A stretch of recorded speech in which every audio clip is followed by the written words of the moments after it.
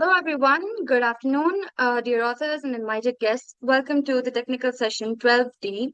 Myself, Gayatri Burguda, and the session would be moderated by me. On behalf of Global Knowledge Research Foundation and GR Scholastic, it is my great pleasure to welcome you all to the 11th International Conference on Information and Communication Technology for Intelligence Systems, ICTIS 2026, Bangkok, Thailand. The 11th edition of the conference is being organized in a hybrid mode. The physical event was held yesterday in Bangkok, Thailand, and the virtual event is being held through Zoom from 9th to 11th of April 2026. I hope you all will enjoy the knowledgeable and interactive sessions throughout the day. In this session, we have 10 presentations, and each presenter will be given 10 minutes for the presentations and 2 minutes for the question and answers. On 9 minutes, I will raise a gentle reminder.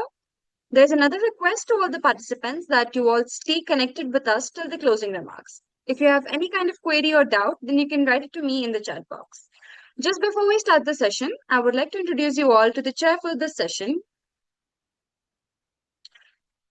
Sir Qazi Asif Ahmed is a senior lecturer in the Department of Computer Science at the American International University, Bangladesh. With approximately 7.5 years of academic experience, he specializes in artificial intelligence and machine learning. His research interests include deep learning, natural language processing, and blockchain technology, focusing on developing intelligent, data-driven solutions for real-world applications. Sir, would you like to address the participants? Good evening, everyone.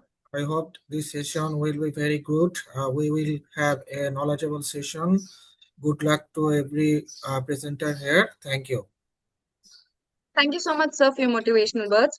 Now, I'd like to introduce you all to the second chair for this session, Dr. Firdaus Sheikh. He is an associate professor and deputy head of the Department of Computer Science and Engineering at Purnima University, Jaipur. He has over 15 years of experience in teaching, research, development, and academic administration. He also serves as a book editor and as an editorial board member of a leading journal. And with that, the introduction of our guests is done, and I would like to move forward to our presenters. Let's start with the first presenter for the day, Gargi P. Ludd ma'am, to present her paper titled A Robust Multi-Class Age Detection Framework Using Efficient Net B3 Feature Transfer and Optimized Classification Head. Ma'am, you may start presenting.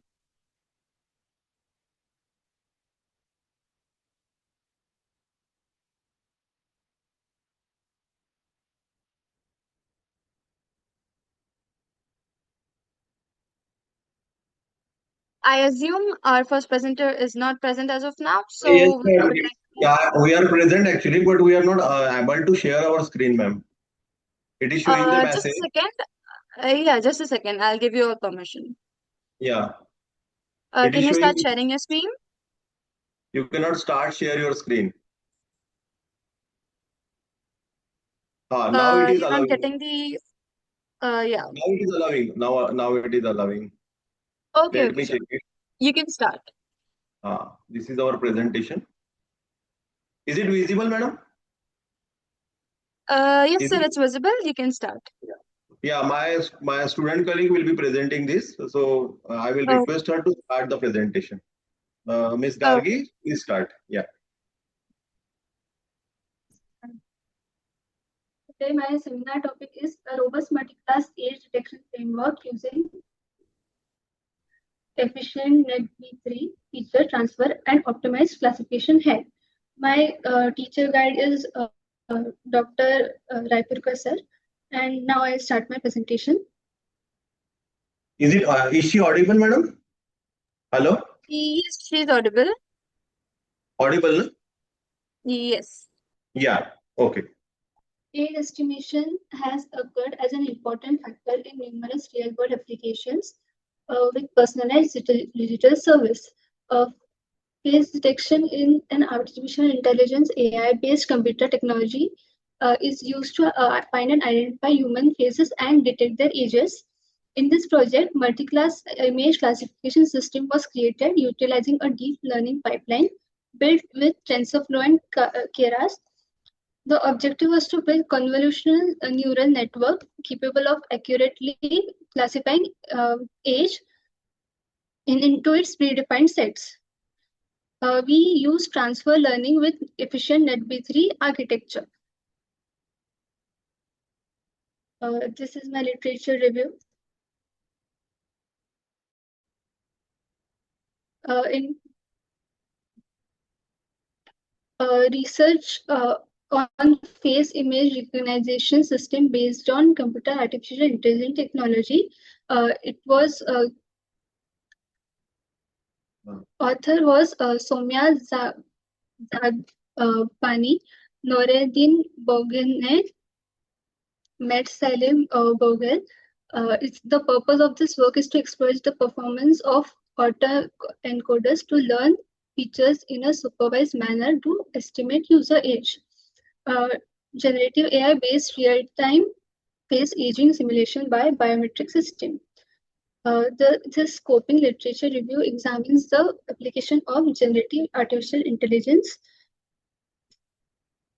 generative AI at work. The classifier is designed in such manner that it can be easily resized to be able to find objects of interest at different sizes, which is more efficient than resizing the image itself. Age and gender prediction using face recognition. In this paper, attention GAN was super resolution GAN is used to get super resolution face aged images. Or start the implement. Now I will be presenting the implementations. Yeah. The implementation, this implementation phase involves designing, training, and testing a AI-based model to detect and analyze age faces. The age of the faces. Key parameters are facial wrinkles and fine line, skin texture, sagging or tightness of the skin, facial shape, and age spots, and eyes and eyelids. The dataset was collected from Kaggle. These are the different age groups that have been used. In implementation phase 2, locating a face within an image, mapping key points such as eyes, nose, mouth, capturing features stored in images, using the image to make age features such as gray hair, wrinkles, saggy muscles, and identifying the correct set. The objective was to extract reliable features from image using efficient NetB3, pre-process and augment image data for better generalization, design a custom classification head for multi-class prediction, train the model using optimized hyperparameters, evaluate model performance using multi-matrices. In methodology,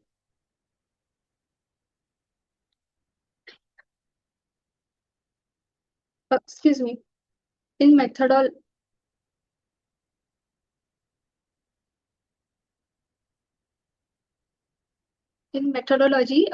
the steps are dataset preparation. The dataset was organized into labeled directories with distinct image class representing subfolders. Python OS module was used to navigate through these directories and extract each image full file path. To improve dataset reliability and ensure unbiased model validation, the external test dataset was split into validation and final test using a trend test split with fixed random state is equal to 42. Second step.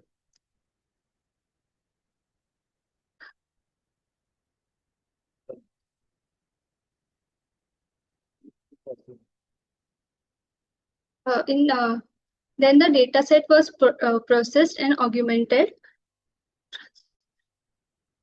Transfer learning was used using efficient NetB3. Transfer learning was used with the efficient NetB3 architecture trained on the ImageNet dataset to achieve high classification accuracy with little training data. To retain only convolutional features extraction layers, efficient NetB3 was loaded with include top is equal to false. The network was able to reuse rich hierarchical visual features like edge, texture, shape, and object specific patterns because the base model was initialized with ImageNet weights. custom classification head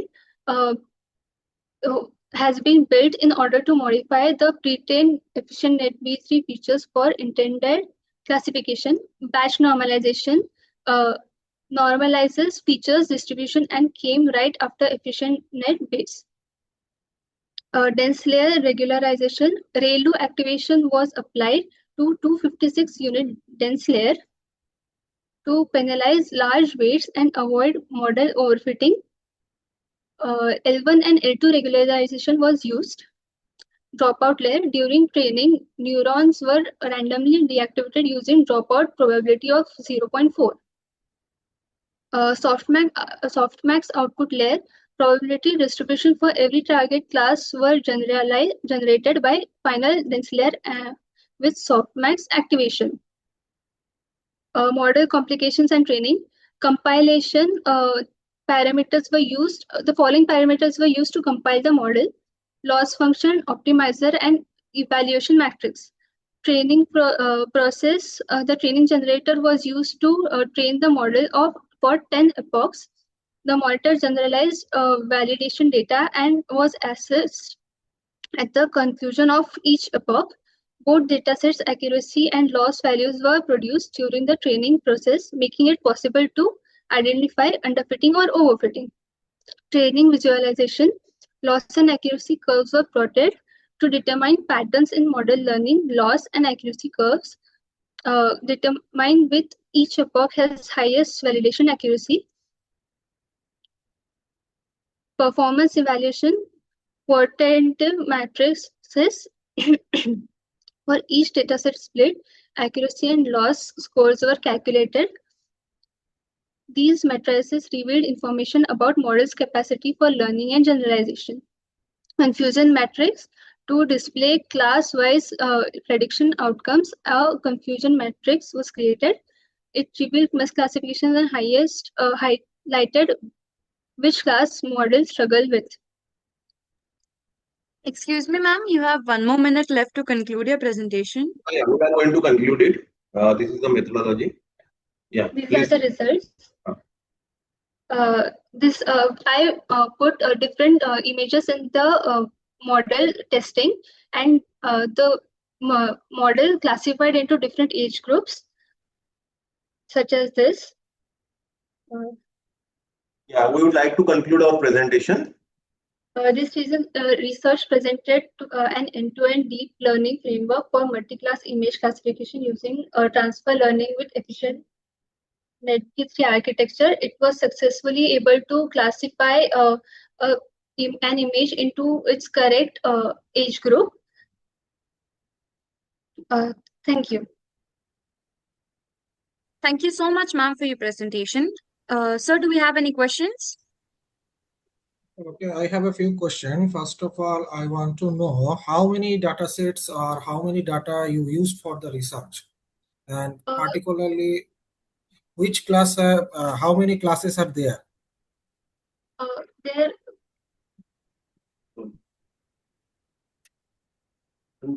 There are 2 classes. Okay, and how many images? There were more than 100 images used. Precisely 279 images we have used, sir. Okay, so there, as for efficiency in B3, the image, did you use any augmentation, because it's a heavy algorithm? It needs high number of images. Did you use any augmentation technique? Image augmentation technique we have not used. Simply we have taken the image and processed it, sir. Okay, thank you. Thank you, thank you, thank you. Stop. Thank you, ma'am, for your presentation. Now I would like to call upon our next presenter, Thank you, ma'am. Thank you.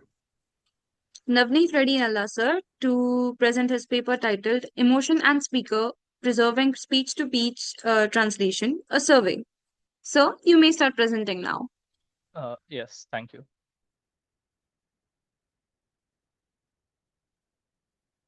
Let me share my screen.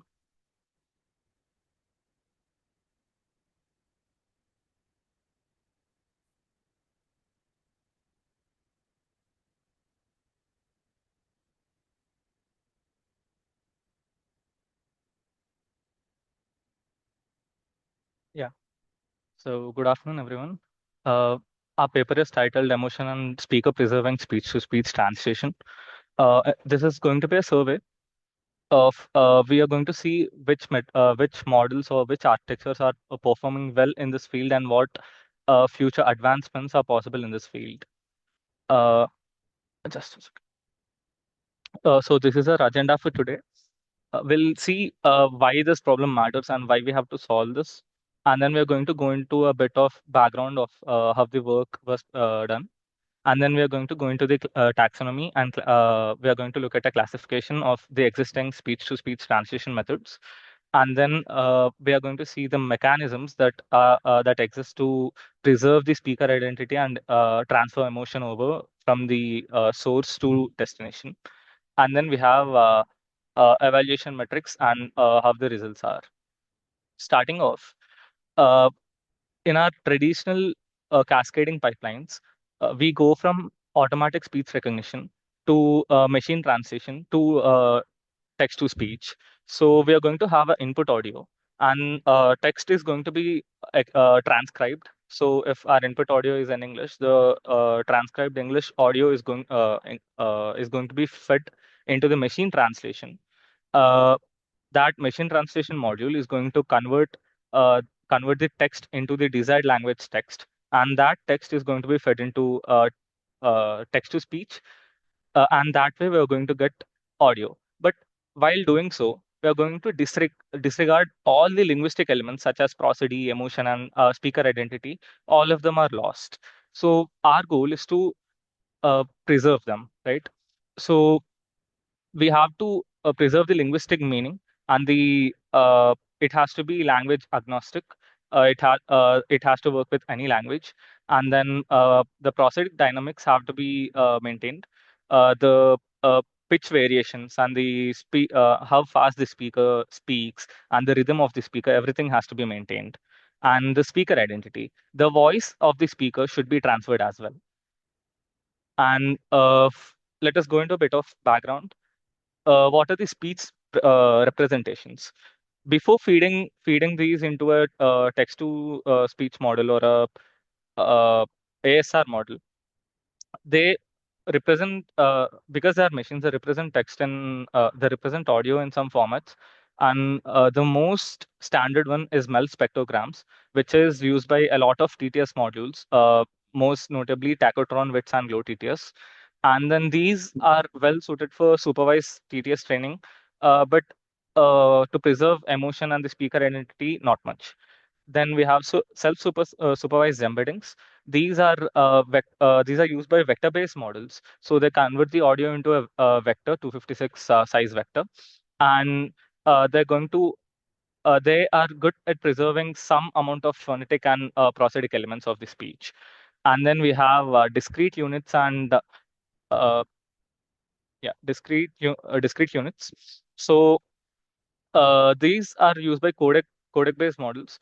This is fairly new, and these are used by models which take LLMs as the base, and most notably, Valley and Seamless M40 use this. Coming to the taxonomy of the existing methods, we have cascaded architectures. So cascaded means everything is going to be modularized. The speech is going to be converted to text by an ASR module. Then it is going to be translated by a machine translation module, and then the final output is generated by text-to-speech modules. And then we have end-to-end systems where we give it an input audio. There is not going to be any intermediate steps in between. We are directly going to get the output audio. So these end-to-end systems require a large data set, a very vast data set, because generating direct audio is going to be very costly in terms of computing. And then we have discrete codec-based models. These are zero-shot models. So these support hundreds of languages, and they can transfer emotion and speaker recognition. They seem to be promising, and they also seem to be very efficient. And then we have the neural TTS architecture comparisons. So these are the models that we mainly focused on in the paper. So we have GLOW-TTS, fast pitch, and UOTTS, which have an intermediate representation of MEL spectrogram. And then we have WITS and style TTS, which use a latent representation, which is in terms of vectors. But style TTS does something different. It also has a diffusion style latent representation. So it it instead of having a set representation, it generates the representation for the end output, right? WITS only uses the intermediate generated latent representation and directly goes to the audio, but style TTS generates one more representation for the destination audio. And then we have Valley, and there's one more XTTS. So we have the codec-based models here. They use discrete codec tokens to generate the actual audio. And MEL spectrogram, the models that use MEL spectrogram representations are generally fast, and implicit latent or latent representation, the models that use that have a very natural output, but it's that uh, the speaker identity is not well preserved. Discrete codec tokens seem to be good in both prosody retention and speaker identity preservation. And then we have prosody, emotion, and speaker identity preservation. So for prosody modeling, we have to modify F naught or the pitch, and fast pitch and widths are very good at modifying that. So we can borrow that from their architecture. And they use something called fast speech to energy predictor. Both of the models use the same predictor, and they are very good at altering the pitch of the destination audio. And then for emotional representation, we have speech emotion recognition labels, and we have WAD space. It basically talks about uh, how well the uh, output captures all the speaker identity and the prosodic elements in that. And to preserve speaker identity, there are X vectors and T vectors. These are used by the codec-based models and to some extent WITS as well. So uh, they do this kind of injection into the decoder layer so that the prosody is transferred, and as well as, sorry, the speaker identity is transferred.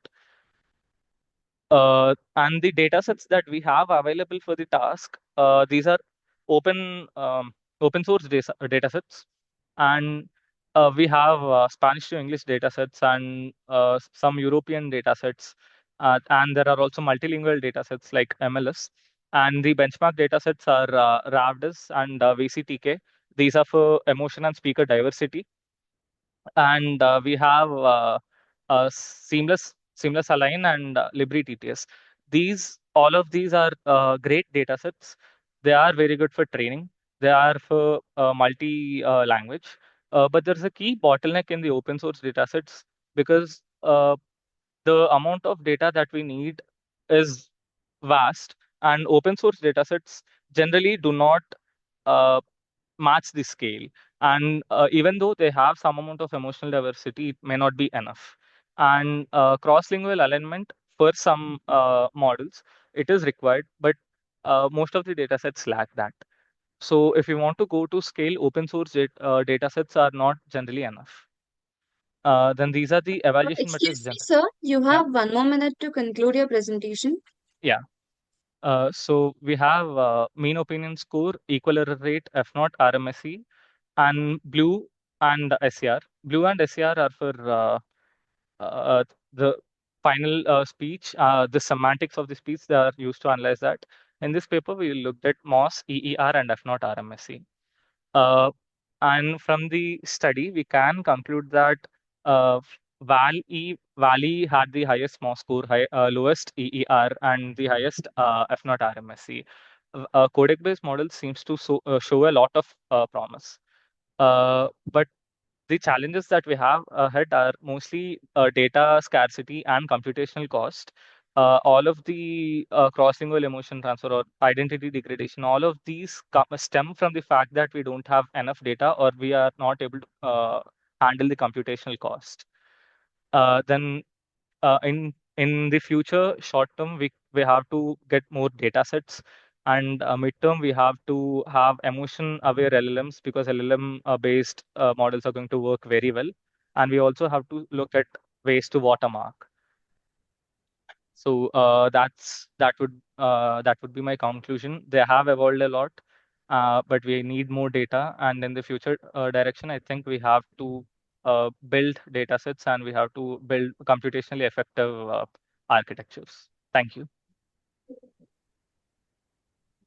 Thank you so much, sir. Do we have any questions? I have a Am I audible? Yes. Actually, in this your model, what technique you are used to preserve the speaker characteristic, like voice, pitch, tone during your translation? So can you tell about your which type of technique or you use to preserve the speaker characteristics? Okay. So here, the models that were very good at preserving speaker characteristics were Valley and uh, UATTS to some extent. So the way Valley preserves that is they have a LLM underneath, and once you get the speech representation from the input audio, they modified the LLM architecture in such a way that it can produce acoustic tokens instead of your normal textual tokens. They produce acoustic tokens, and those acoustic tokens have all the data required to replicate the prosody and the speaker emotion, not emotion, speaker identity, and those are going to be fed into the final TTS, which are going to work based on codec tokens again, and they output a destination audio which has this imbued into them, the speaker identity So, and the so emotion. have you achieved the some challenges in both emotion and speaker preservation simultaneously? Uh, Yes, codec based approach definitely get us closer to solving that problem of the trade-off. If we have good speaker identity preservation, we don't get emotion retention. If we have good emotion retention, we don't have speaker identity. It solves it to some extent, but there is definitely a large scope for improvement because codec based models generally increase their efficiency along with the size of the dataset used for training. We currently don't have that dataset readily available. Okay, thank you so much from my side. Thank you. Thank you for the question.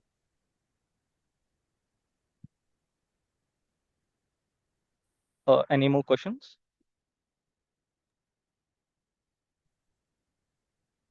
No, thanks. Next. thank you. Okay, thank you. Thank you so much, sir, for your presentation. Now I'd like to call upon our next presenter,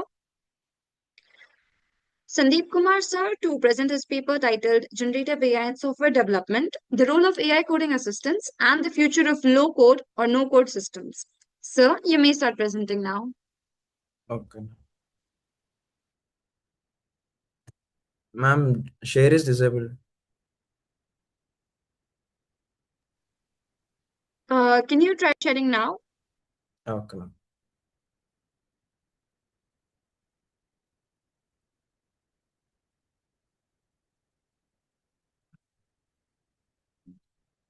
Good afternoon, everyone. My name is Sandeep Kumar. Today I'm presenting my research work on generative AI in software development, the role of AI coding assistants, and the future of low-code, no-code systems.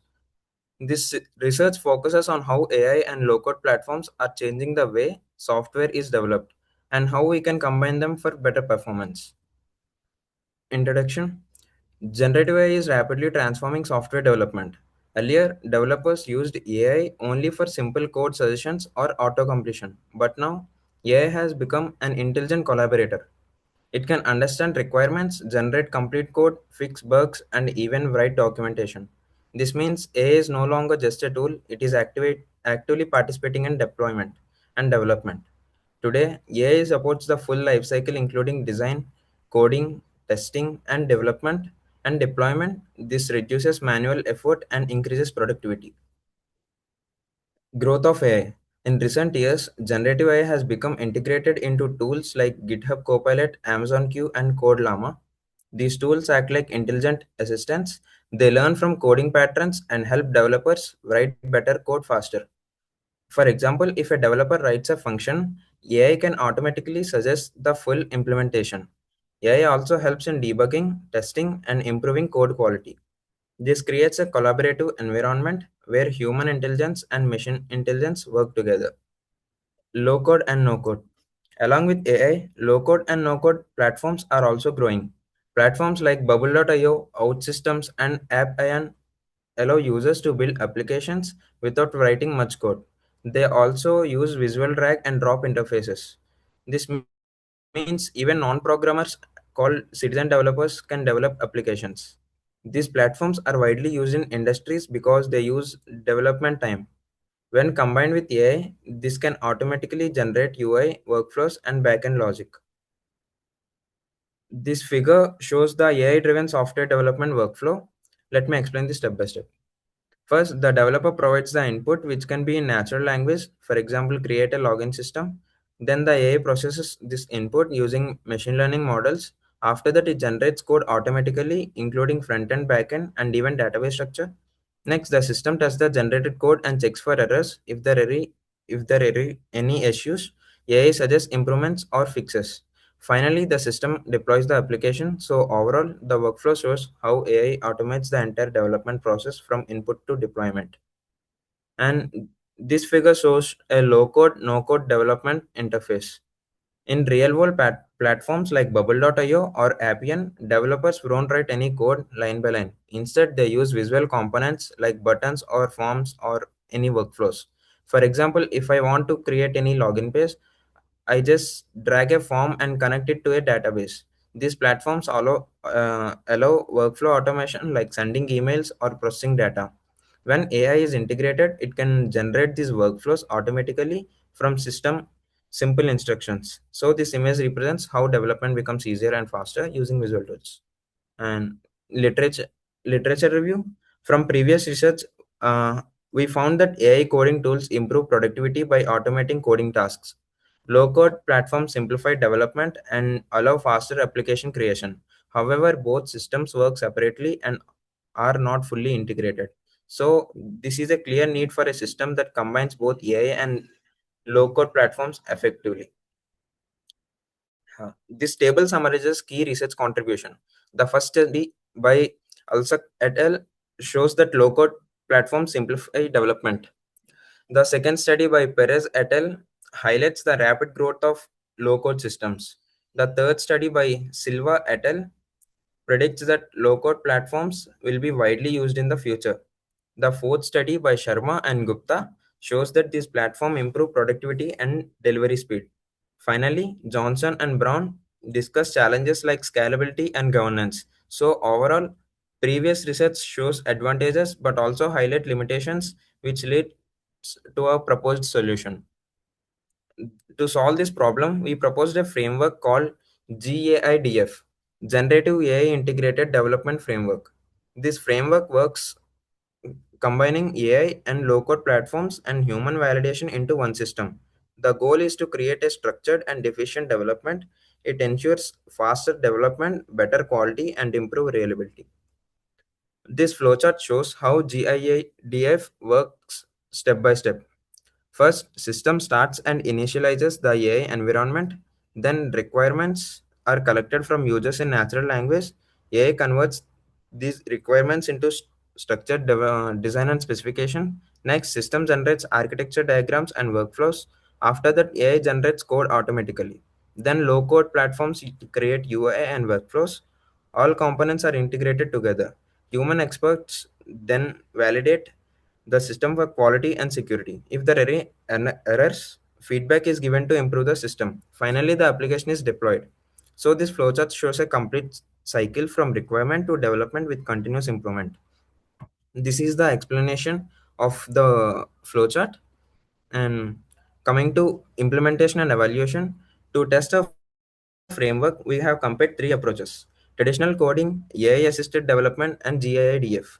We used metrics like development time, code quality, bug rate, and deployment success.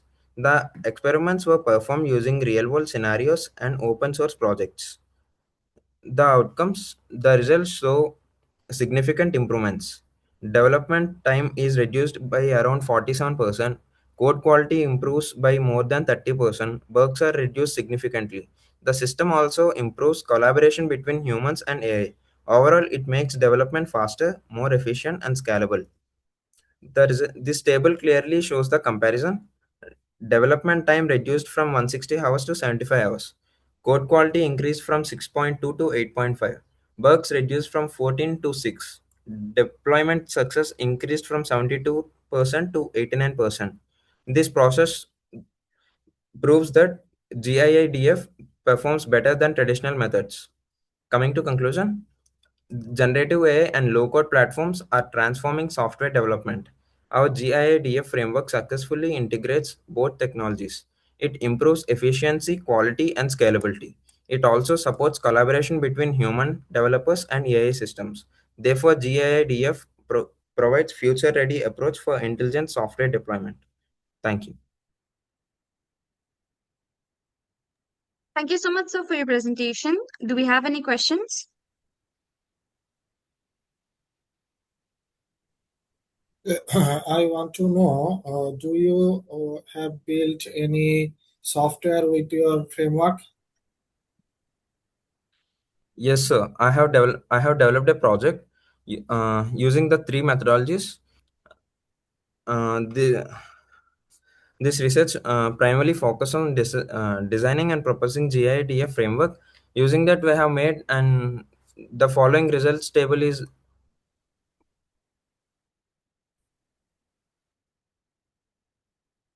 result table is made using the projects only. Sir. Okay, thank you. Thank you so much, sir, for your presentation. Now, I would like to call upon our next presenter, Aarti BK ma'am, to present her paper titled Hybrid Optimization Based Closed Loop Identification and Data-Driven Controller Reconstruction of Interacting Multivariable System. Ma'am, you may start presenting now.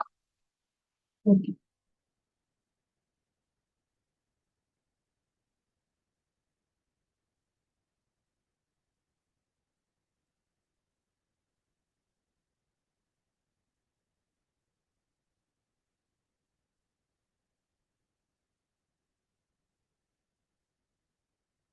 Good afternoon to one and all. My name is Aarti VK. I'm from NIT Calicut. I'm here to present my paper on the topic Hybrid Optimization Based Closed Loop Identification and Data-Driven Controller Reconstruction of Interacting Multivariable System.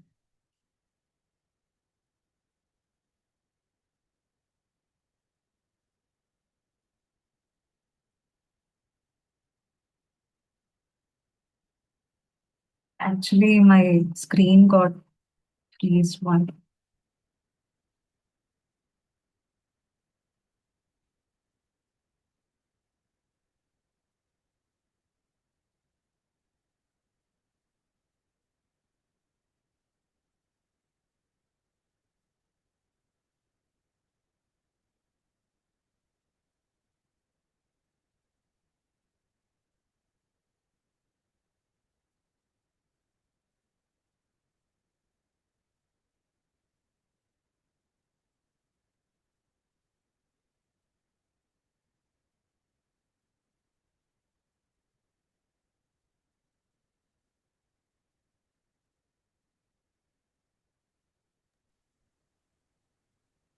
Excuse me, ma'am, are you facing any technical issue? I'll just try it once more. Yes, sure.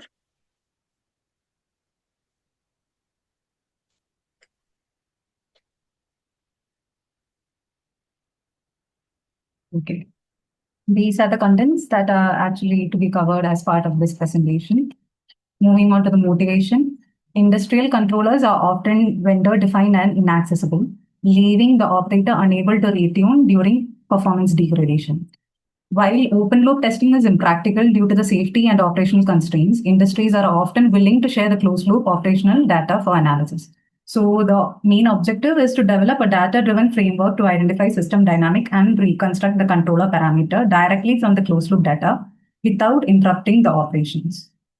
Moving on to the introduction, closed loop identification is essential in industrial control, where open loop experimentation is unsafe or impractical.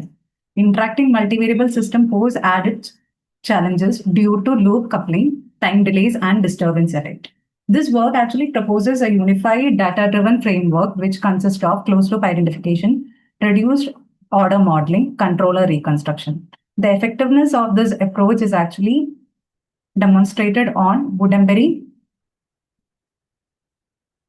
column, which is a benchmark for interacting systems.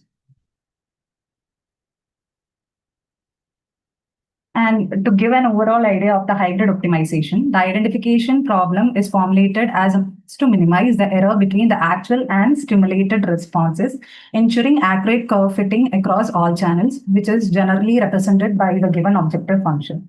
So why hybrid optimization when a question comes? A single method tends to fail due to the local minima or poor convergences. So here for the hybrid approach, we mainly make use of the particle swarm optimization, which performs a global search to explore the parameter space and avoid local minima, followed by the NLSF, that is the nonlinear least square curve fit technique, which refines the PSO solution through gradient-based local optimization. This hybrid approach provides a much robust and high estimation accuracy. So the identified research gaps are, while referring based on this work, existing methods addresses identification and controller tuning separately, lacking a unified framework. Most approaches rely on open loop or ideal conditions, neglecting interaction and disturbance effect. Overall, the controller recovery from closed loop data is also least looked into, and also by implementing it, making use of RL is a much rarely explored area.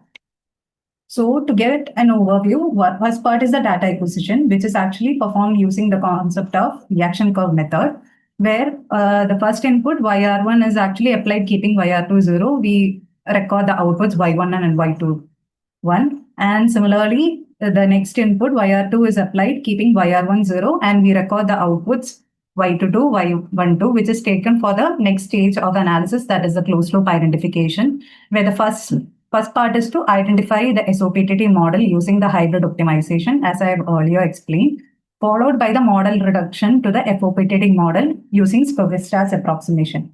Further refinement of these parameters can be achieved using PSO refinement. And for the last stage is the controller reverse engineering, where the data-driven controller reconstruction is actually obtained using the identified plant model and closed loop responses. So in this, the analysis is carried out in two steps. Two methods, PSO-based reconstruction, which minimizes the mismatch between the reconstructed and the measured response, whereas the RL-based reconstruction focuses on formulating the sequential decision-making problem using TPO agent.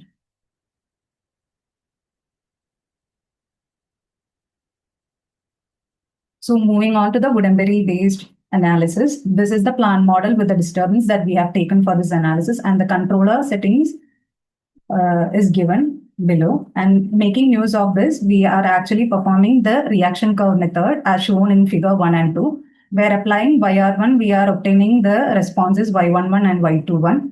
And in the second image, as you can see, YR2 is applied and we are getting Y12, and Y22. And these responses that is actually obtained from the by performing reaction curve method is fed to the hybrid optimization, and the approximated SOPTD model through this method is actually compared here with the actual responses in the given figures.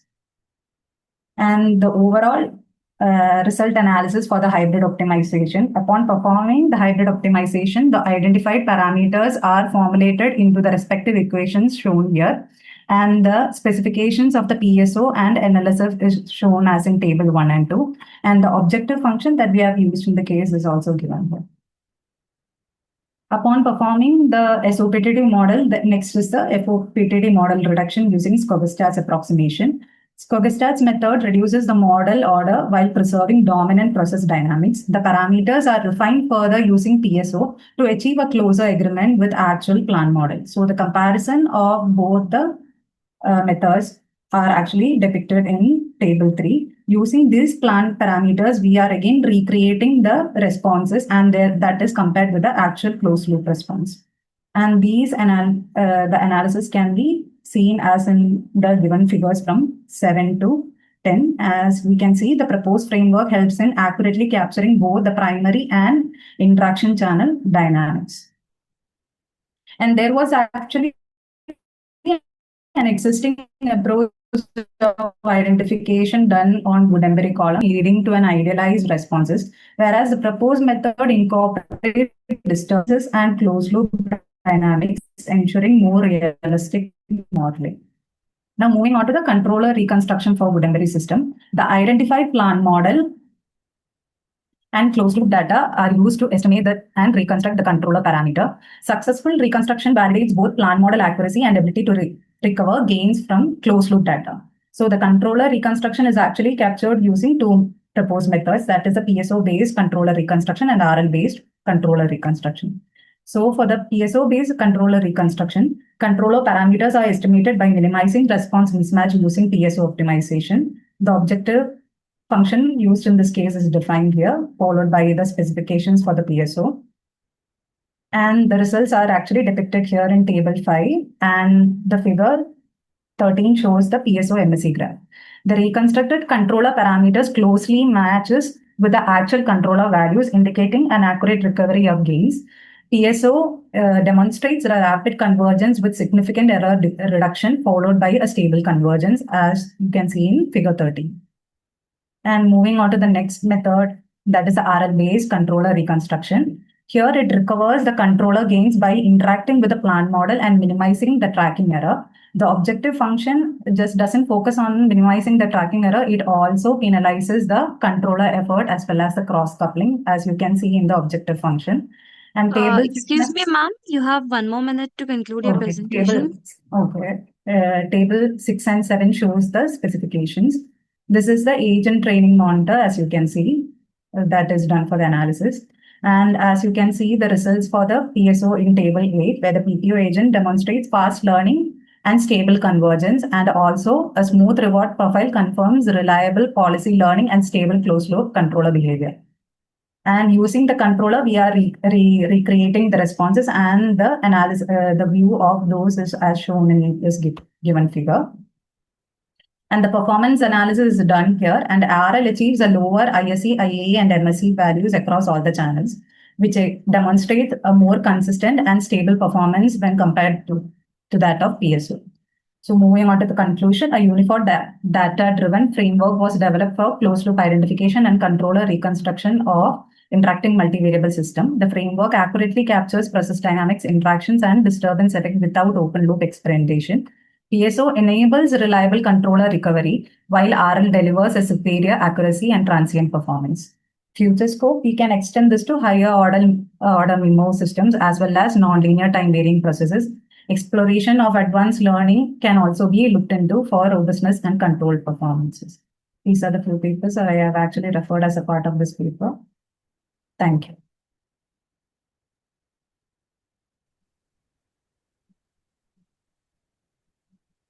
Okay, I have a question regarding this. Can you tell me about the performance matrices you used for your research? So, evaluation matrices, actually. What evaluation matrices is used? I saw MAC and any others there? I actually didn't understand which part of the work are you focusing on? On focusing on the results, actually. Within the results, is it the PSO based, the RL based, or anything? That is what I'm asking. Anyone. Like I want to know what matrices you used for checking your models or systems are good or bad, like MAC and other matrices, any type. And that is what, sir. Actually, to analyze the performance, I have actually done the performance analysis using the ISC, IAE, and MSc values were actually calculated for all the responses and actually compared with the actual responses. So, which actually depicts that the RL was able to recreate the controller values in much accuracy to the actual controller gains, which was able to produce the closed loop response using the identified plant model. Okay, thank you. Okay, sir. Thank you. Thank you so much, ma'am, for your presentation. Now I'd like to call upon our next presenter, Sushmita Adhikari, ma'am, to present her paper titled IoT-enabled monitoring and forecasting of emerging air and water pollutants for early detection. Ma'am, you may start presenting now.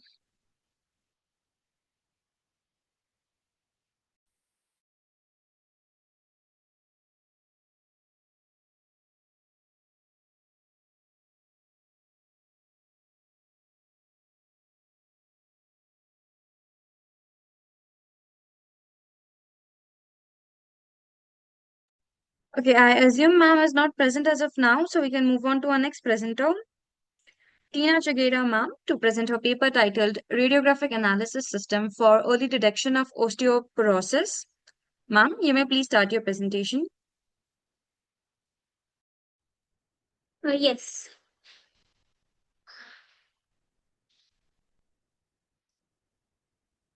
Is my screen visible? Yes, ma'am, it's visible. You may start.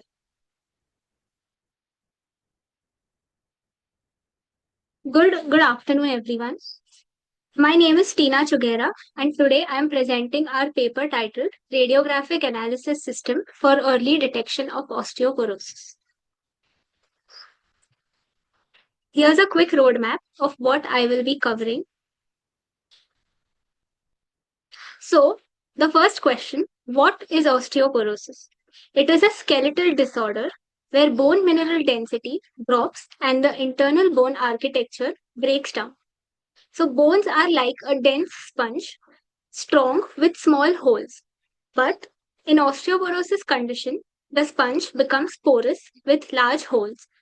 So the bone structure weakens and increasing the risk of fractures.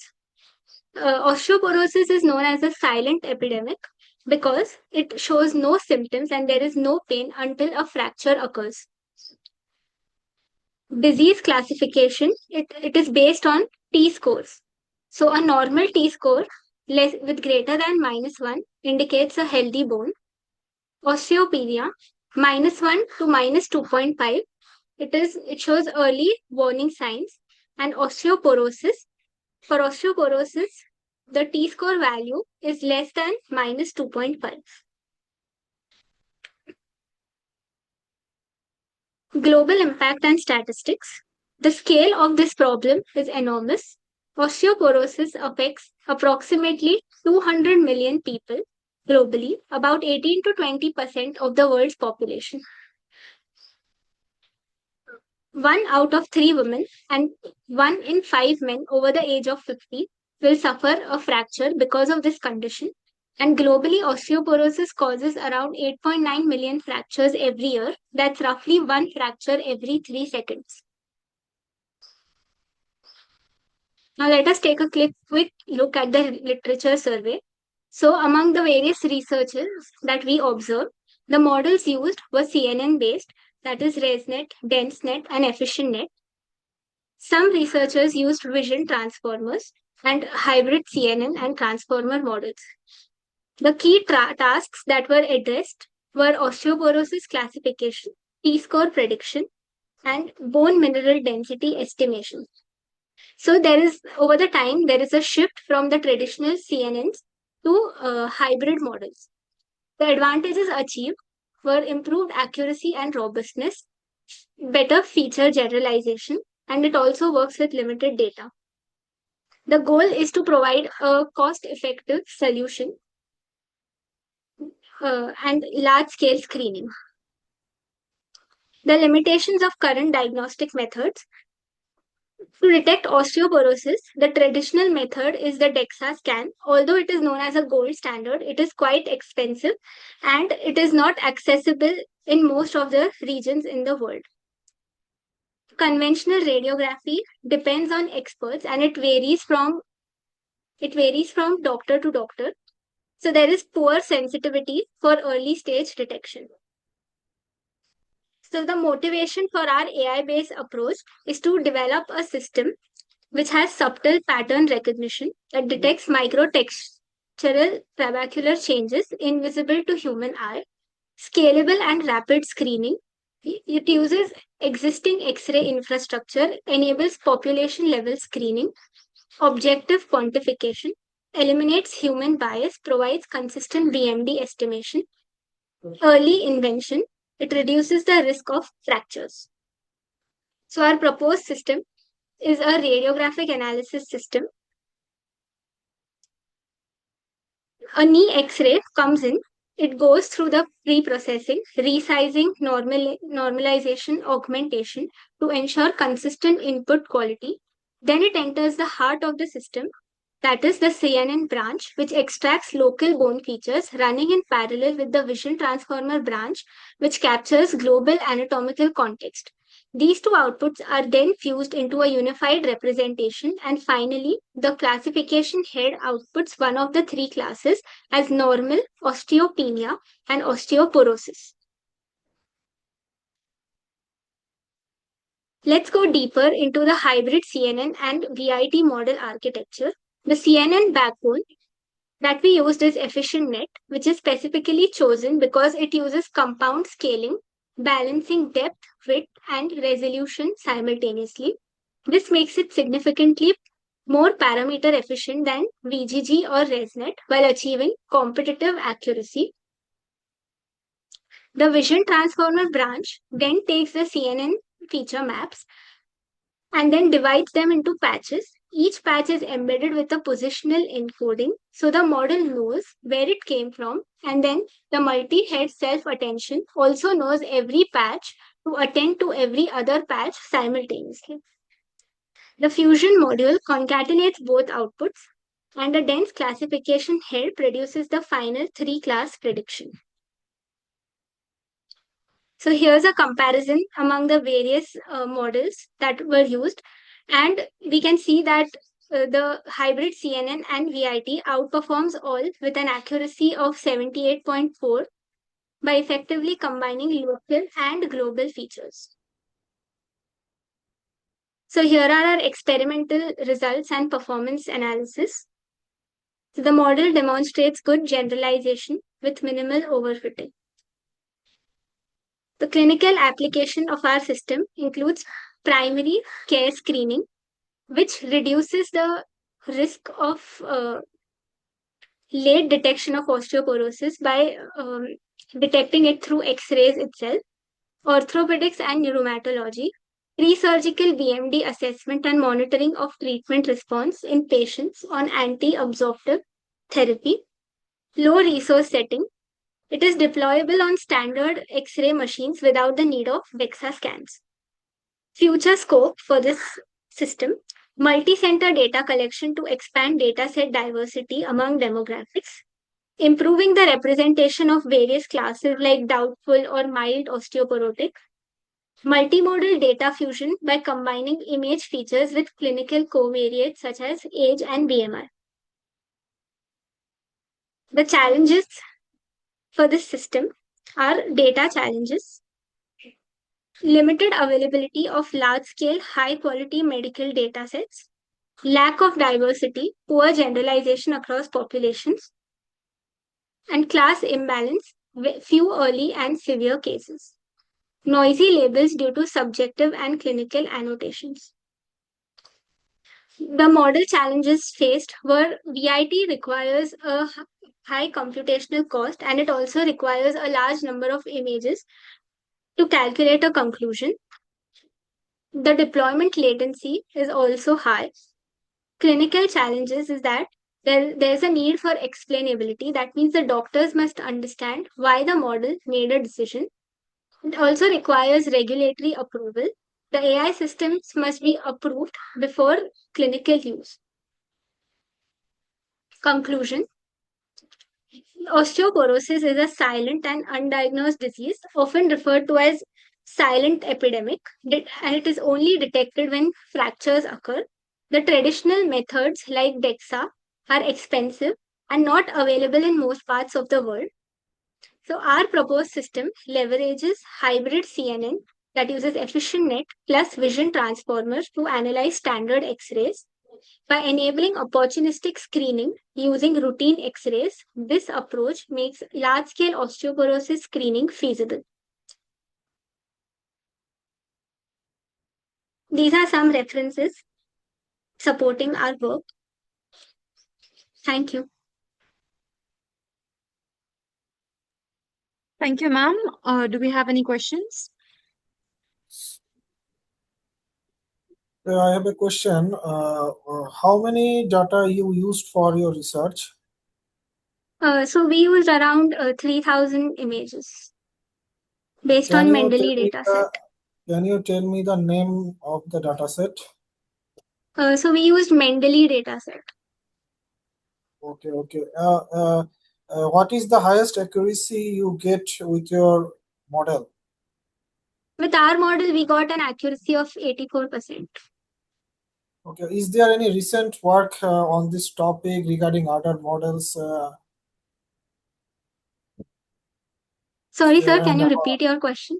Okay, I'm telling that 84% is a good results, but are there any similar type of work done in this topic recently? Yes, so there are recent researches on the same similar lines that use hybrid CNN. So there was one research that used dense net and vision transformers. What was the result? How the model performed? Did your model perform better than them? Yes, sir. So their accuracy was around 80%, as far as I remember. Okay. Thank you. Thank you. Thank you so much, ma'am. Now I'd like to call upon Sushmita Adhikari, ma'am, to present her paper titled IoT-enabled monitoring and forecasting of emerging air and water pollutants for early detection. Ma'am, you can start your presentation now. Good evening, everyone. Hello, am I audible? Yes, ma'am, you can start presenting. Okay, thank you. Hey, everyone. So I am Sushmita Adhikari from Alliance University. So this is a small attempt to there's a IoT-enabled monitoring and forecasting of emerging air and water pollutants for early detection.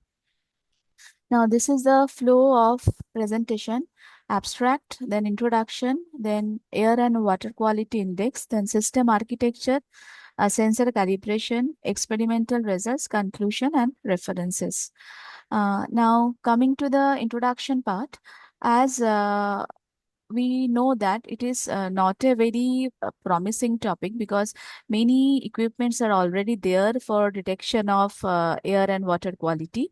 But how it is unique, because while taking up this study, when we reviewed the existing literatures, we found that mainly IoT-based frameworks are there for monitoring, and all the existing method frameworks are there for detecting conventional pollutants.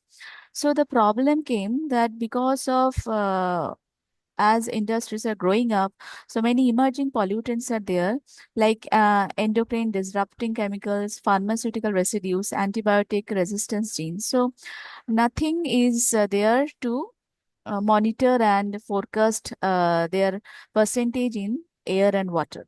So the objective is to ensure fresh air and drinkable water for public health, and to meet the objective. So The proposal is to develop an IoT-based system for monitoring air and water quality, and so that it will detect conventional as well as the emerging pollutants, and enable real-time monitoring, and also provide forecasting and early warning alerts. Now, the theory of already it will be a node MCU based prototype. So the how to determine the air and water quality. So the mathematical formula for determining air quality is the air quality index, and water quality is the water quality index.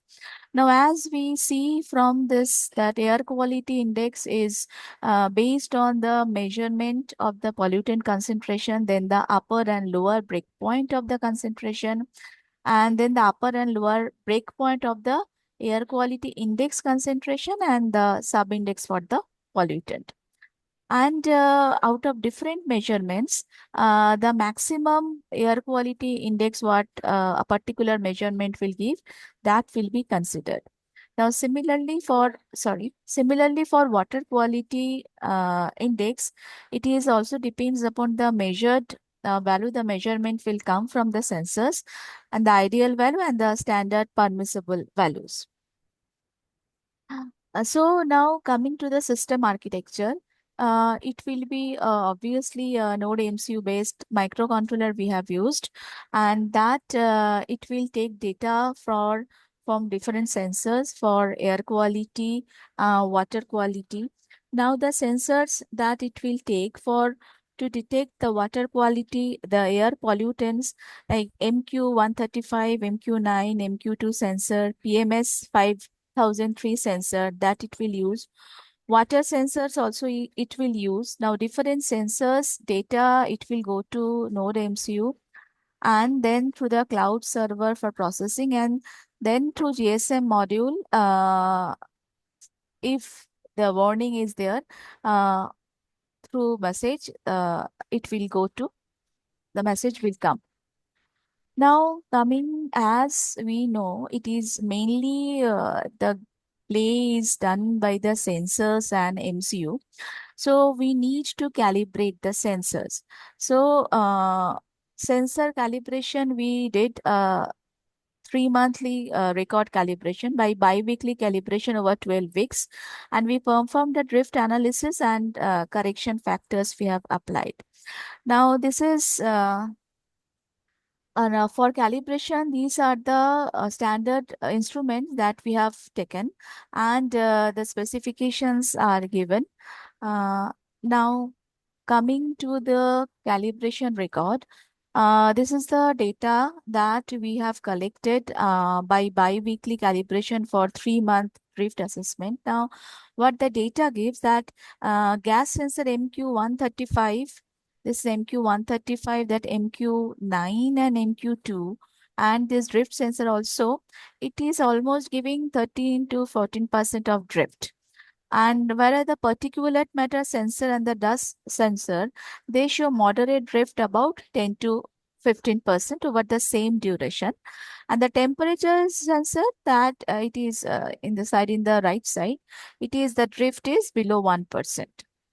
Now, coming to the drift analysis for the emerging pollutants, this record tells us that biosensor exhibited a drift increase from 1.5% in week 2 to 4.8%. Then while the estradiol biosensor showed a drift between 1.2% to 4.2%. The DNA electrochemical game gene detection demonstrated a slightly higher drift also, reaching 5% biweekly. Now, with this, we got, as we did the experiment with calibrated sensor. So this was the calibrated sensor value and the baseline value we got. So almost with calibration, the sensor performance got improved for all the pollutants. Now, this is the experimental few glimpse of the experimental setup that we conducted, and it is the result. Now for prediction, we use the linear regression, random forest, and stacked linear short-term, long-term memory LSTM method. Now, what we observe here that this the root mean square error for linear regression it is more, but for random forest or stack LSTM it is giving less. And same for 24-hour root mean square error is also less for the LSTM method. So it is just a comparison. So with this, what we conclude that for forecasting, that LSTM based method is better.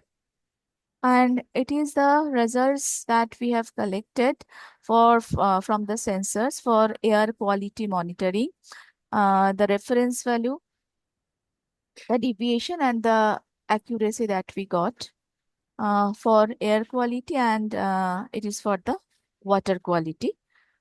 Now, coming to the conclusion that we have used, although random forest LSTM, but LSTM outperformed the linear regression and higher prediction accuracy we have achieved.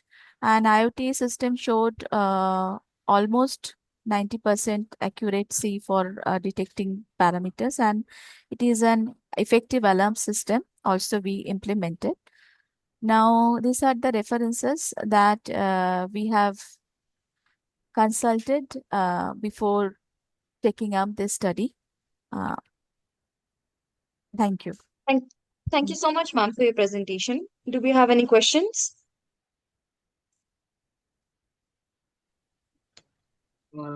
That's a very nice word.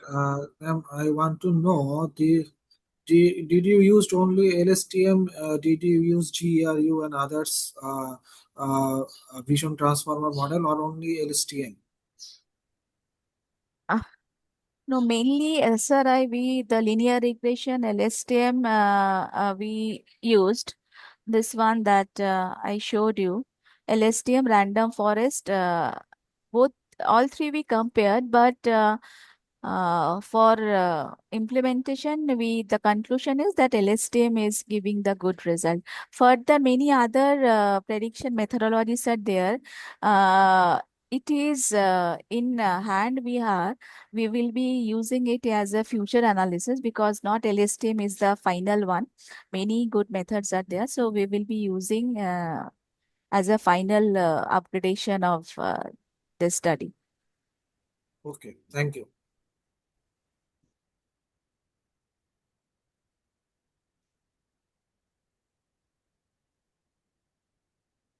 Thank you so much, ma'am, for your presentation. Now I'd like to call upon our next presenter,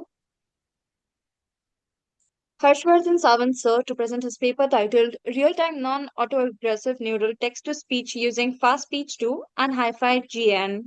Sir, you may start your presentation. Yeah, am I audible? Yes, sir, you're audible.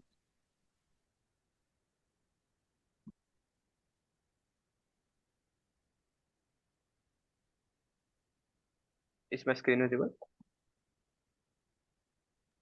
Yes, it's visible. You may start. So good afternoon, everyone. My name is Harshvardhan Sawant, and today I will present a research work titled Real-Time Non-Autoregressive Neural Text-to-Speech Using Fast-Speech 2 and Hi-Fi GAN. Our research focuses on building a fast, natural, and real-time speech synthesis system that overcomes the latency and robotic voice issues of traditional TTS model. TTS stands for text to speech, which is the technology that converts written text into natural human speech. It is widely used in voice assistants, audiobooks, and screen readers. Traditional systems often suffer from robotic voice quality and low expressiveness. Although neural TTS models improve naturalness, many still face slow inference due to sequential generation, which makes real-time deployment difficult. So our focus is to design a non-autoregressive TTS pipeline using fast-speech and hi-fi GAN that provides both high speech quality and low latency. In literature survey, TTS systems have evolved significantly with deep learning. Important works like JETS, which stand for Jointly Training Fast-Speech to and Hi-Fi GAN, integrated both these models in an end-to-end manner. Models like Tacotron 2 achieved highly natural speech but due to autoregressive token-by-token generation, inference remained slow. This limitation led to fast pitch and fast pitch 2, which introduced parallel generation and explicit prosodic control using duration, pitch, and energy predictors. On the vocoder side, hi-fi GAN became a major advancement by enabling high-fidelity waveform synthesis in real time. So this slide highlights the main problems still present in many TTS systems. First is robotic prosody, where intonation and rhythm sounds unnatural. Second is slow inference caused by sequential generation. This becomes critical in high-stake applications like voice assistants, accessibility tools, and screen readers. In these systems, both quality and speed directly affect user experience, which is why solving this problem is highly important. So this is the architectural design principle of our proposed system. The first important aspect is non-autoregressive processing, where speech is generated in parallel. Second, we use phoneme-based text representation for better pronunciation accuracy. The most important part is the variance adapter, which explicitly models duration, pitch, and energy. This improves naturalness and expressive control. Then the length regulator ensures proper alignment between phoneme durations and male frames. Finally, hi-fi GAN converts the male spectrogram into a realistic waveform. So this slide summarizes our integrated solution. The full pipeline begins with phoneme extraction from text. These phonemes are passed in the fast pitch 2 encoder, followed by the variance adapter, which adds prosodic information. The generated male spectrogram is then passed to hi-fi GAN, which reconstructs the final speech waveform. The key advantage is that the entire pipeline operates in parallel, eliminating the bottleneck of autoregressive generation while preserving speech naturalness. So the variance adapter is the core innovation of fast pitch 2 and one of the most important parts of our system. It has three predictors. The duration predictor controls speech rate and rhythm. The pitch predictor models F0 contours, which improves natural intonation. The energy predictor controls loudness and stress patterns. Together, these three modules allow the generated speech to sound much more human-like, expressive, and naturally paced. Acoustic feature extraction. So in this stage, we extract the acoustic features required for training. We use a short-term Fourier transform or STFT to convert speech from time domain into frequency domain. This helps capture time-varying spectral information. The frequency spectrum is then passed through a male filter bank, generating the male spectrogram. This male spectrogram acts as the primary acoustic target for fast pitch 2 training. The visualization here shows the time frequency representation of speech.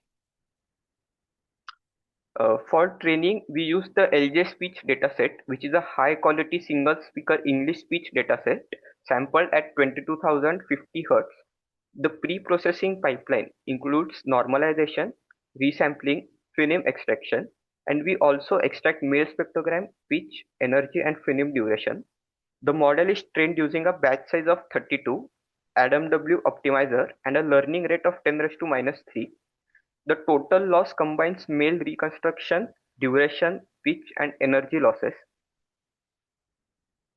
Forced alignment is essential in our system. It maps every phoneme to its exact time position in the audio waveform. This provides accurate phoneme duration, which fast pitch 2 requires for parallel generation. Without this, timing and rhythm would not be natural. The male spectrogram shown here illustrates how phoneme boundaries aligns with time frames, ensuring proper pronunciation and stable speech timing.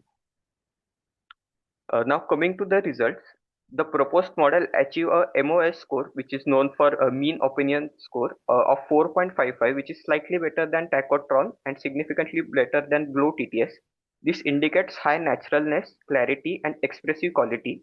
We also perform waveform analysis where the synthesized waveform closely matches the ground truth waveform. This confirms a good temporal alignment, low distortion, and high fidelity waveform reconstruction. Overall, the results validate the effectiveness of our architecture. To conclude, we developed a real-time non-autoregressive TTS system using fast pitch 2 and hi-fi GAN. Fast pitch 2 enables parallel male generation, which significantly reduces inference time. Hi-fi GAN ensures high-quality natural waveform synthesis. The system achieved a MOS of 4.55 and a low latency. This makes it highly suitable for real-time voice assistance and accessibility applications. For future work, we plan to extend this system towards multilingual speech synthesis, speaker adaptation, and voice cloning, deployment on model and edge devices, and robustness against noisy and diverse inputs. These improvements can make the system more practical for real-world development. These are the major references that we have used. Thank you. Thank you so much, sir, for your presentation. Do we have any questions?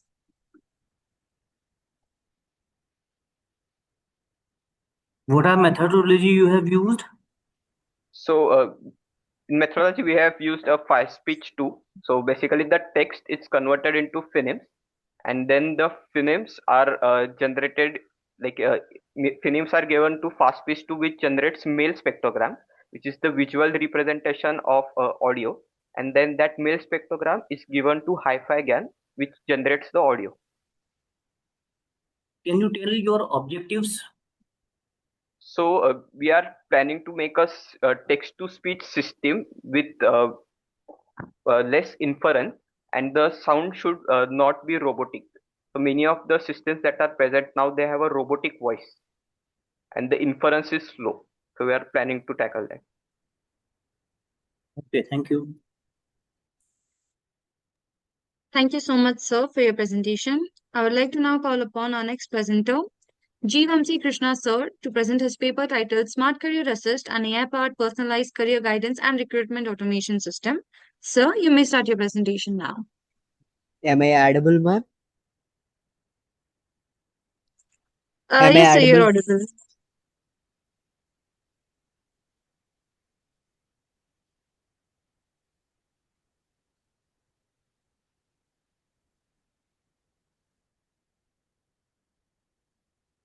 Good afternoon to one and all.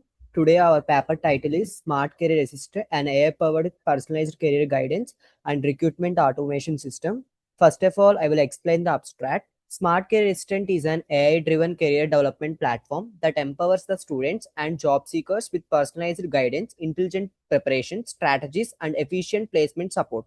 It will overcome the limitations of traditional career counseling by ensuring the secure access using NLP-based resume parsing with a BERT-powered scoring and leveraging machine learning for candidate job matching and placement prediction.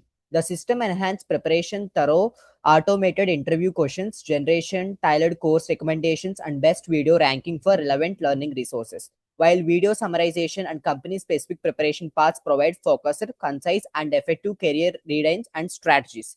Next, we are going to the problem statement that are facing. Students and the job seekers often face difficulty in identifying the roles that match their skills, leading to mismatched job placements and career dissatisfaction. So, traditional career counseling and interview preparation methods are generic and manual, failing to address the individual strengths, weakness, and industry-specific requirements. Many candidates struggle with effectively presenting their skill, projects, and experiences, result in low visibility during automated resume screenings and recruitment process. So we are research many papers. Some of the literature surveys are: first paper title is Making Recruitment More Inclusive, that is unfairness monitoring with AI job machine learning algorithm. So advantages in this paper is provide technologically advanced, fair, inclusive approach to job matching that outperforms the traditional recruitment methods. Next one is From Bias to Brilliance, the impact of artificial intelligence usage on recruitment biases in China. AI enhances efficiency and reduces biases in recruitment by automating resume screening and data analysis. So, what is the existing system? Relies on traditional machine learning models and rule-based methods for resume screening, skill evaluation, and candidate job matching. Uses manual or semi-automated interview preparation techniques, including static question banks and generic career guidance. So offers limited personalized and lacks of integration of advanced NLP, deep learning models, or real-time analytics for placement predictions and learning resource recommendations. So we came up with a solution that is a proposed system of our project or our paper is secure user access, implements multi-factor authentication and role-based access control to ensure the data privacy and secure learning. Next one is resume parsing and scoring, uses NLP technique and BERT-powered algorithms to extract and evaluate candidate skills and projects and experience. candidate job matching employs machine learning models to align candidates with suitable roles and industry domain based on their profiles. Next, interview and learning support provides automated interview question generation, personalized course recommendation, and best video ranking for skill enhancement. So our technologies are natural language processing for resume parsing, skill extraction, and text analysis. But for resume scoring and semantic understanding of candidate data, machine learning algorithms for candidate job matching, placement predictions, and ranking relevant courses or videos, and web frameworks that is Streamlit for building interactive user interface and dashboards. Next, it is our architecture and the methodology. First, we have the skills dataset and text pre-processing using NLP, and we use the logistic model or KNN model, and we get the domain-wise scoring. Next one is job description. We use the BERT algorithm and we get the selected or improvements needed in the resume. Based on the improvements, he goes to the course recommendation page. In that, you get the high ranked videos, and in the interview preparation page, you get the randomly generated interview questions for his domain. Next data sets are these are resume data set and the placement prediction data set from Kaggle we are used. These are the implementations and the outputs. Here the second output shows the job descriptions and also the user resume. Based on that, it gives the match score. Based on that, the student may apply for the job and he have the some confidence. Whenever there is a match, moderate match, they give the improvements. Based on the improvements, the user goes to the recommendation page. In the recommendation page, he get the high ranked videos. Based on the videos, he learn that failures or the gaps between the his resume and the job description. And in the interview preparation question, interview process, he get the recruitment process for various companies, and this is a student profile page, and this is the resume screening page. It is a domain wise scoring, and it is a student placement prediction page. In the thank you. Thank you so much, sir, for your presentation. Sir, do we have any questions?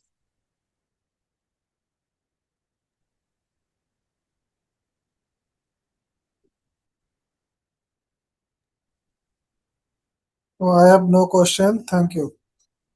Okay, sir. Thank you, sir. Okay. Thank you so much, sir, for your presentation. Now, I'd like to call upon our next presenter,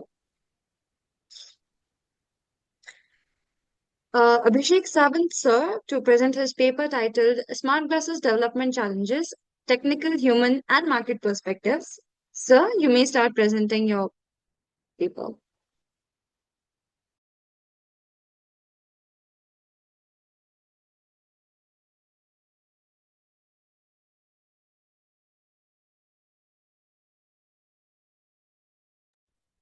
Abhishek, sir, are you present?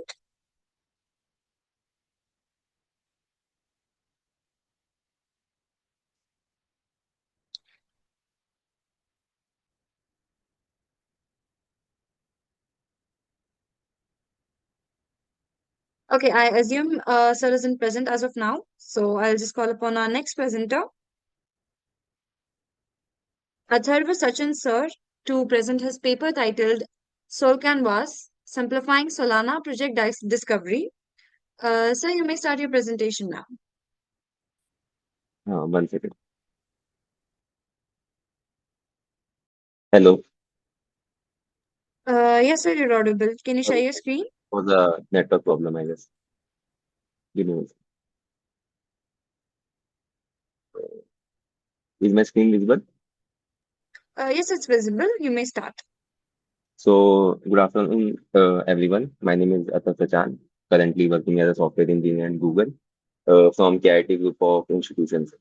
So, my topic is Soul Canvas, Simplifying Solana Project Discovery.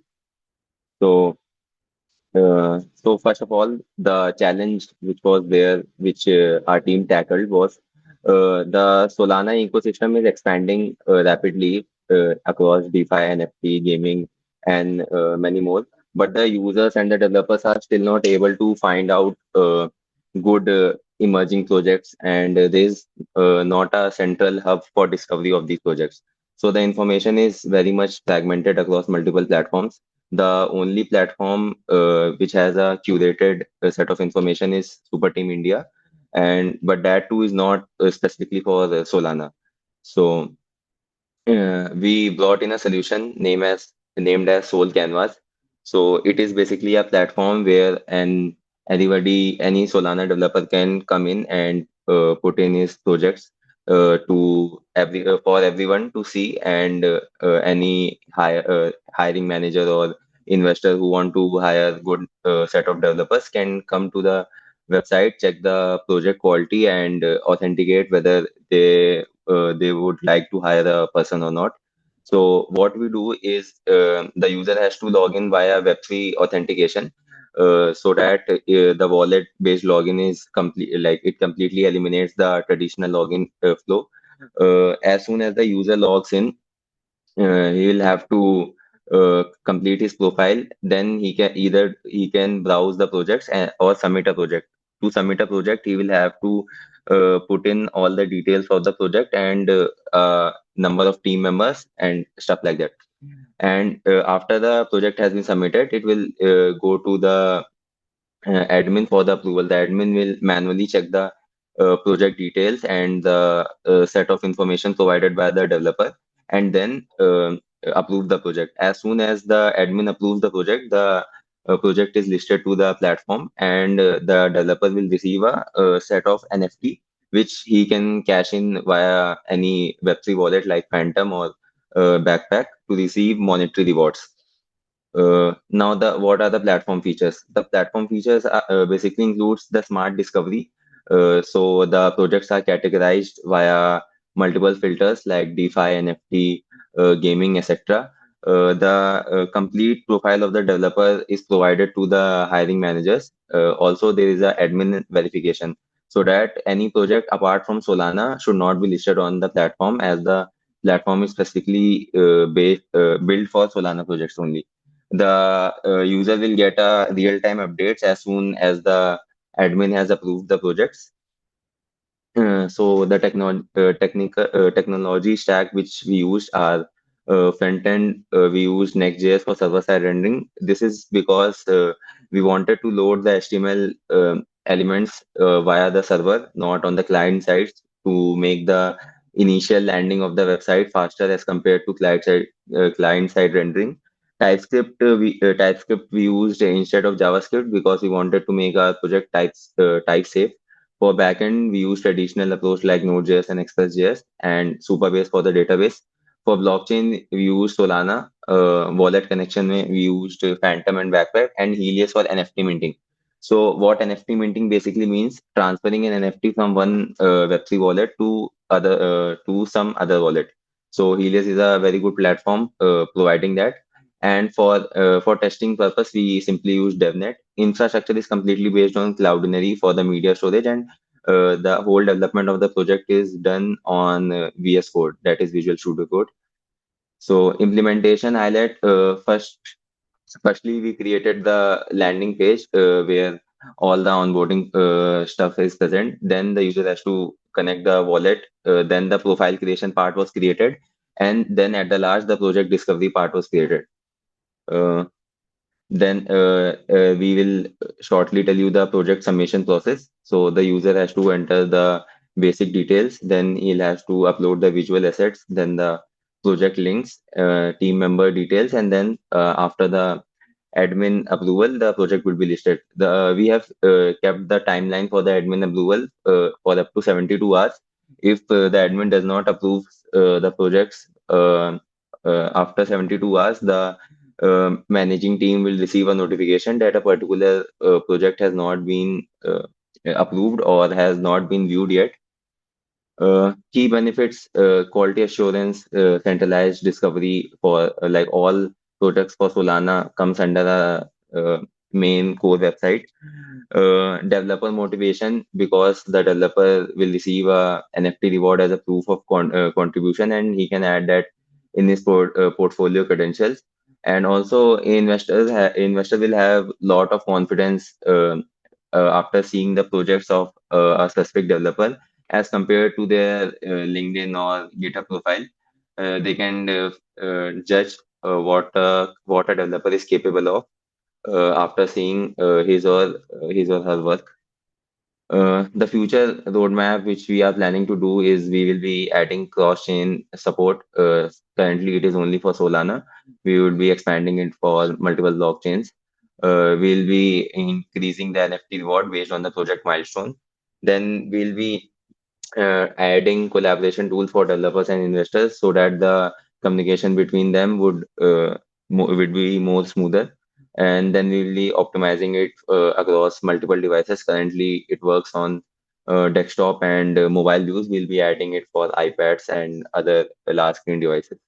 Will be continuously increasing the growth and development of Solana ecosystem so that the marketplace would be frictionless and for both developers and investors. Thank you. That's all. Any questions? I'll be happy to answer. Thank you so much, sir, for your presentation. Do we have any questions?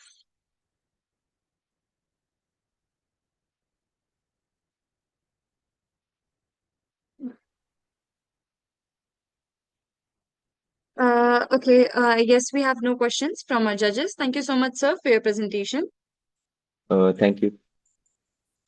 Now I'd like to call upon Abhishek Sawant, sir, to present his paper titled Smart Glasses Development Challenges, Technical, Human, and Market Perspectives. Sir, are you present? Yes. Okay, sir, you may start presenting now.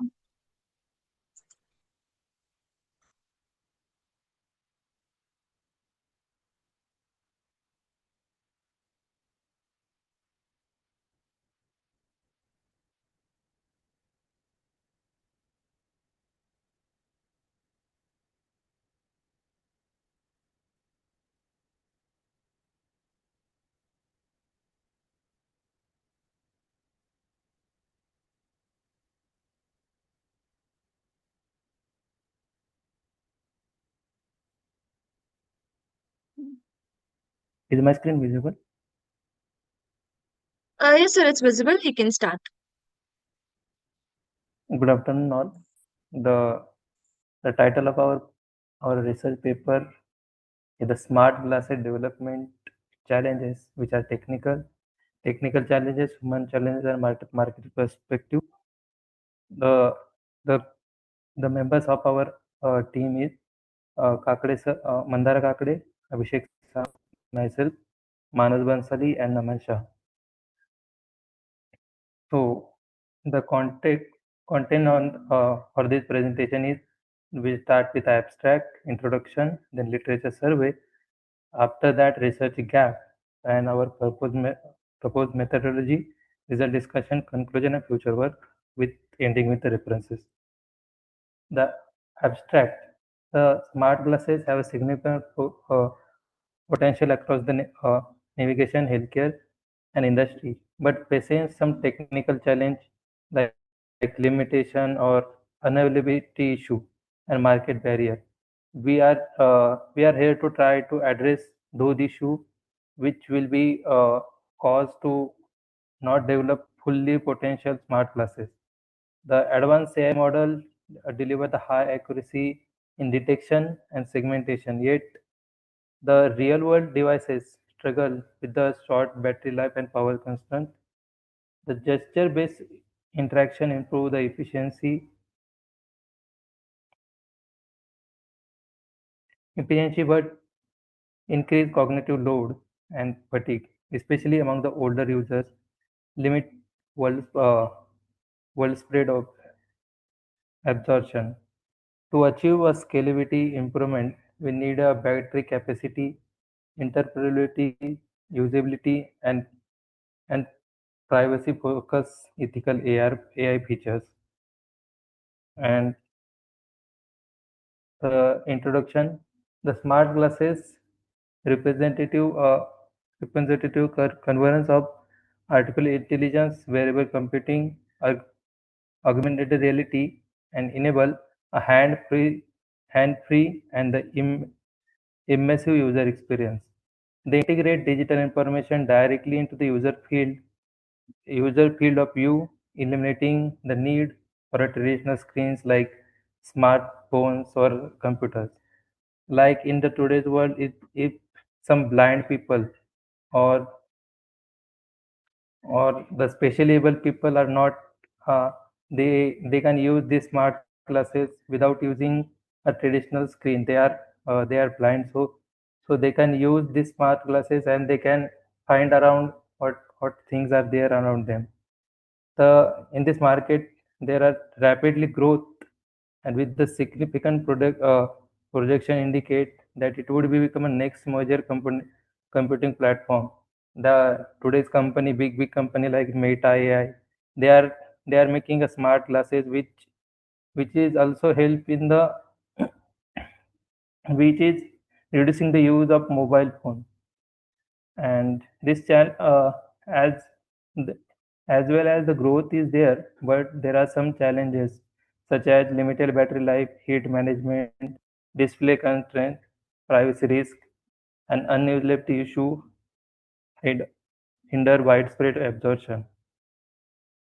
And the future research work focus on improving the hardware, enhancing the user experience, ensuring interoperability, and addressing ethical and privacy concerns. The literature survey we have done that the first paper which Wang et al. In 2025, which has featured that AI-powered healthcare glasses, multimodal data fusion, and real-time monitoring. The challenges they faces is privacy and security, and hospital interoperability.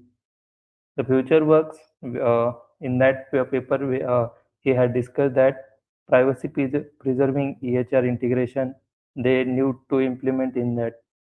The second paper, it is also present in 2025, that its feature is AR glasses for older adult, that it will be used for older people. And the challenges they face is that low absorption and UI complexity, and also comfort.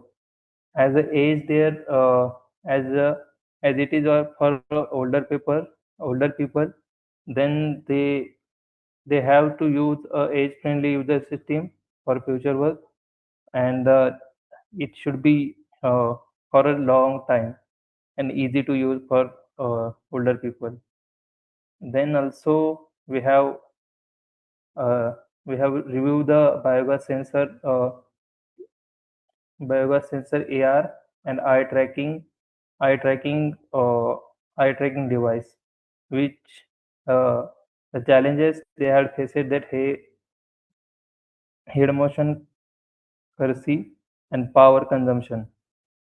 And the future work they purpose in their paper is sensor collaboration and calibration. And the fourth paper, we have seen that ARAI for neurology decision support, that clinical validation and workflow integration. The challenges they have faced, and future work is large scale trials and task specific protocols. And also Aura Smart Glasses, they have also proposed a paper. Their feature is multifunction, that CV, voice, natural language processing, and text to speak. The challenge that they are faces that context awareness and edge resources. The future work they have showed in their paper is cloud edge, cloud or edge uploading and personalization. And also the AIR first aid glasses, they have also proposed their paper on uh, the smart glasses, that the feature which include the YOLO emergency detection and guidance. The challenges they have faced that critical scenario reliability, and the future work that real world validation and multimodal UI. The research gap we have found in the following paper after researching that the first one is existing AI powered smart glasses lack robust and scaling scalable privacy preserving mechanism for securable healthcare data integration. And the second point which are the we found in the research gap, that there is a limited focus on a user friendly and age appropriate interface design, and leading to low absorption among the older adults. Also, for the younger children, they are also addicted to some sort of displays. The mobile display or screen display. If we use smart glasses for them, then with the appropriate interface design, then it will be very good. Then the current system suffer from a sensor inaccuracy and high power consumption, affecting the real-time performance. The main issue for developing a smart glasses is that the inaccuracy of the sensor and the high power consumption. We have to address this issue by using more scalable devices. And there also the most solution lacks in large scale clinical validation and seamless integration into the existing medical workflow. The today's also they have uh, Ray-Ban and all the Meta. They have made their glasses, but the price is very high. It is not compatible to the daily users. Then Excuse me, sir. You have 1 more minute to conclude your presentation. yes, ma'am. This is our methodology that we have to started with the input device, which is touch sensor. Then it is goes to text search. Then decision logic that it will choose the camera or voice assistant. Then inscription, cloud DB, text to speech, and speaker output. This was result and discussion that YOLO achieved the highest AI performance of 92.77% with accuracy. With the deep lab, they have uh, uh, uh, achieved the 89% accuracy. The battery life is a major concern, as we shown. Then the privacy and thermal management and user interface design, they are also major concern. These are aspects for AI performance, and the conclusional gap regarding this, that AI performance, they have higher accuracy but the minimum latency, that 400 millisecond. Also battery and hardware life, they have 30 minutes to 2 hours. Then the brightness limitation and the readiness, the application and adaptation to the daily users. Then the conclusion, as we have shown that if we use AI feature in the smart glasses, then it will be more effective. And these are some references we have used. Thank you. Thank you so much, sir, for your presentation. Do we have any questions?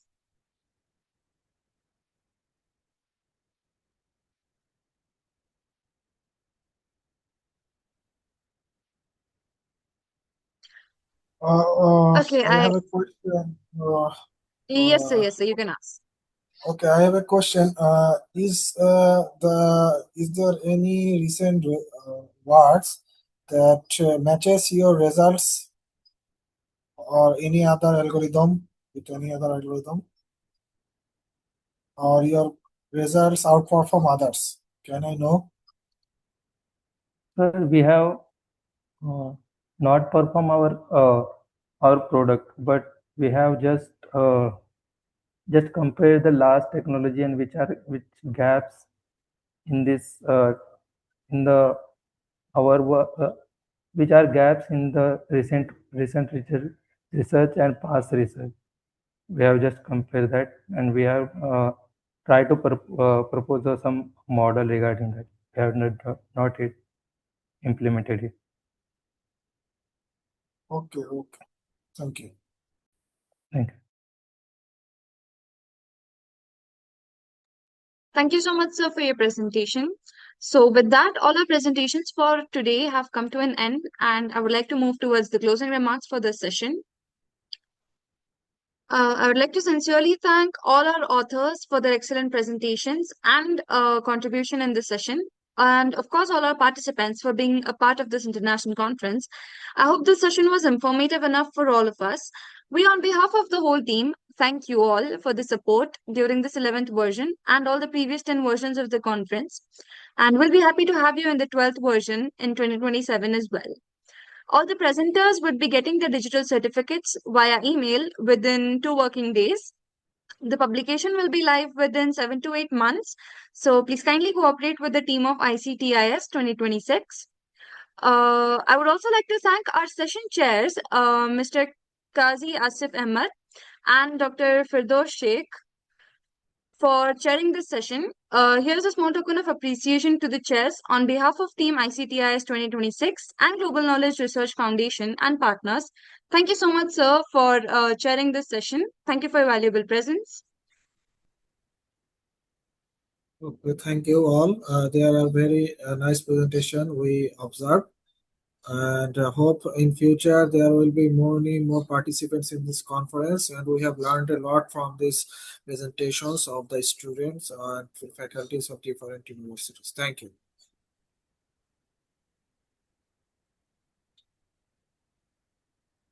Thank you so much, sir. Before finally ending this session, I would like to request you all to switch on your cameras for a quick snapshot. Can you all please on your cameras?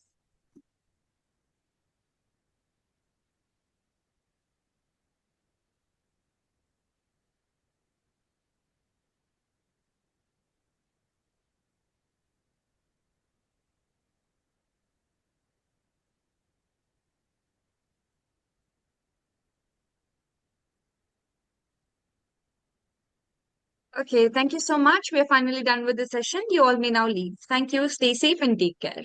Thank you so much. Thank you so much.